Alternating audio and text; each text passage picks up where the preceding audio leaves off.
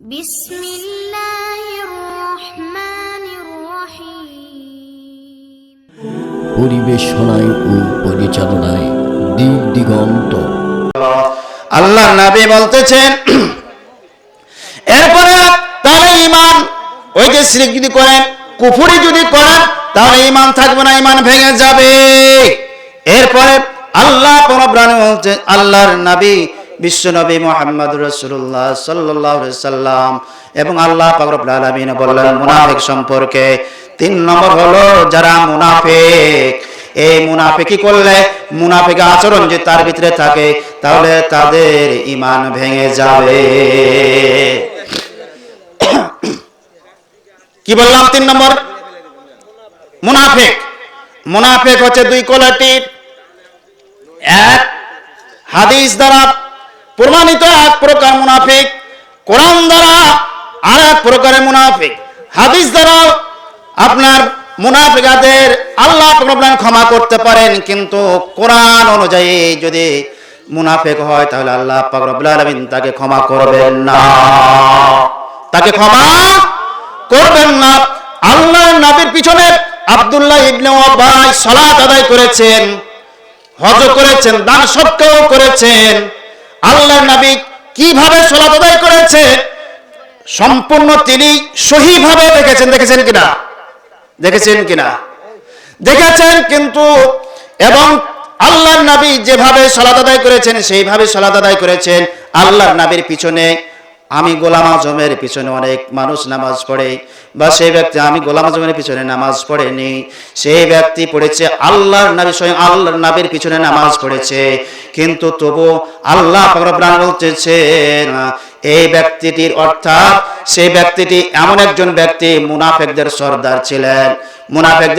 ছিলেন, এত সহিভাবে সালাত আদায় করার পর, হজ করার পর, দান সদকা করার পর আল্লাহ পাক রব্বুল আলামিন বলতেছেন ওয়ালা তুসাল্লি আলা আহাদিন মিনহুম মাতা আবাদা, এর জানাজা পড়বা না বলেছে আল্লাহ পাক রব্বুল আলামিন বলতেছেন ওয়ালা তাকুম আলা কবরিহি, একে যেখানে কবর দেওয়া হবে, দাফন করা হবে, এর কবরের পাশেও দাঁড়াবা না। আল্লাহ পাক রব্বুল আলামিন ইস্তাগফির লাহুম আল্লাহ তাস্তাগফির লাহুম ইন তাস্তাগফির লাহুম 70 মাররা, আল্লাহ পাক রব্বুল আলামিন বলতেছেন তুমি যদি এর জন্য আমার কাছে তার পক্ষে থেকে যদি একবার নয় 70 বার যদি তুমি দোয়া করো, প্রার্থনা করো, এই ব্যক্তিটি, অর্থাৎ এই ব্যক্তির জীবনের গুনাহ আমি আল্লাহ ক্ষমা করব না।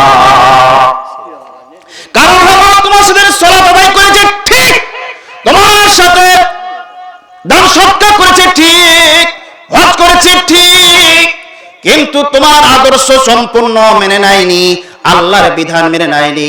সে ব্যক্তি মনে করেছে নামাজ পড়লে না ইসলাম মানা হয়ে গেল, সে ব্যক্তি মনে করছে না রোজা রাখলে না ইসলাম মানা হয়ে গেল, সে ব্যক্তি না দান সদকা করলে না ইসলাম মানা হয়ে গেল।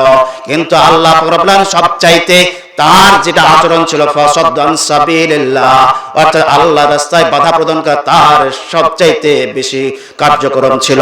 নাউযুবিল্লাহ। তার ঈমান যে ভেঙে যাবে, ঈমান যে নষ্ট হয়ে যাবে, আল্লাহ পাক রব্বুল আলামিন যে বললেন এই ব্যক্তিটি তাহলে আল্লাহ তাআলা ক্ষমা করবেন না। এই ধরনের আমার ভিতরে যদি আচরণ থাকে, আমাদের লোকদের ভিতরে যে আচরণ থাকে, তাহলে আপনি রোজা রেখে কি করবেন? আপনি দান সদকা করে কি করবেন? আপনি হজ করে কি করবেন? আপনার তো ঈমানটা ভেঙে গিয়েছে। নতুন হারে আপনাকে কালেমা পড়ে ঈমান এনে সামনে রোজা সিয়াম পালন করতে হবে। এই নিয়াত এই মাহফিল থেকে নিয়ে যাবেন কিনা? যাবেন তো ইনশাআল্লাহ। কারণ আল্লাহ ওই ইমানদারদেরকে বলেছেন, সমস্ত মানুষকে বলেননি, মুনাফিকদেরকে বলেননি, কাফেরদেরকে বলেন, বেঈমানদেরকে বলেননি। আল্লাহ রাব্বুল আলামিন ইমানদারদেরকে বলেছেন, রাসূল বলেছেন ঈমানের সাথে মানুষ আমার মজানা ঈমান ও ইহতিসাবান গুফরা লাহু মা তাকদ্দামা মিন জামবিহি, বলে সুবহানাল্লাহ। তাহলে 4 নম্বর, নবী ছাড়া অন্যের আদর্শ যে ব্যক্তি মানে, নবী ছাড়া অন্যের আদর্শ যে ব্যক্তি মানে, লাকাদ কানা লাকুম ফি রাসূলিল্লাহি উসওয়াতুন হাসানা, অনেক আলোচনা রয়েছে।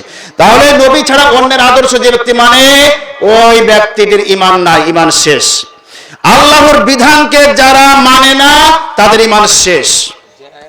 বুঝতে পেরেছেন? হ্যাঁ, বুঝতে পেরেছেন? আল্লাহর বিধানকে যারা মানে না তাদের ঈমান নাই। এরপরে আল্লাহ রাব্বুল আলামিন যে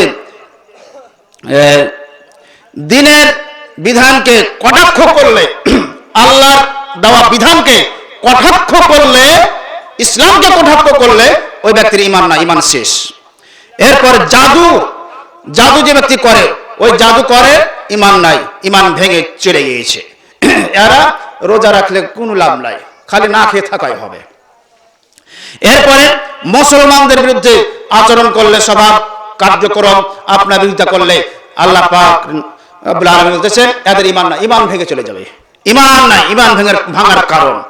এরপরে ইসলামের ঊর্ধ্বে কাউকে মনে করলে, বুঝতে পেরেছেন, ইসলামের ঊর্ধ্বে অন্য কোন বিধানকে, অন্য কোন একে আপনি যদি মনে করেন আপনার ঈমান শেষ।